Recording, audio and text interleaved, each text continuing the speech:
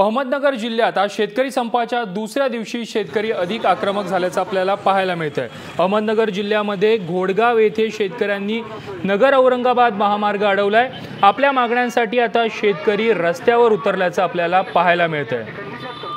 अहमदनगरमध्ये संपाच्या दुसऱ्या दिवशी राहता शहरामध्ये कडकडीत बंद पाळून संपाला पाठिंबा दिलाय।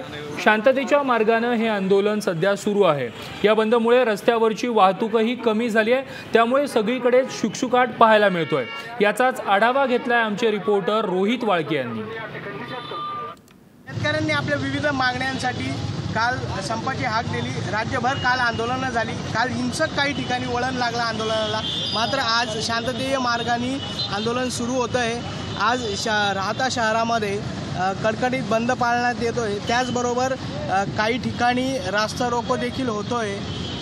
या संपाला व्यापारी आणि सामान्य लोकांनी देखील आता पाठिंबा दिल्याचं या ठिकाणी दिसतंय। शहरामध्ये ठिकठिकाणी ज्या आहेत बाजार समिती बंद आहेत, त्याचबरोबर गावातील जी वाहतूक आहे ती सुद्धा आता कमी झाली आहे। सगळीकडे शुकशुकाट आहे। रोहित वाळके, महाराष्ट्र वन, अहमदनगर।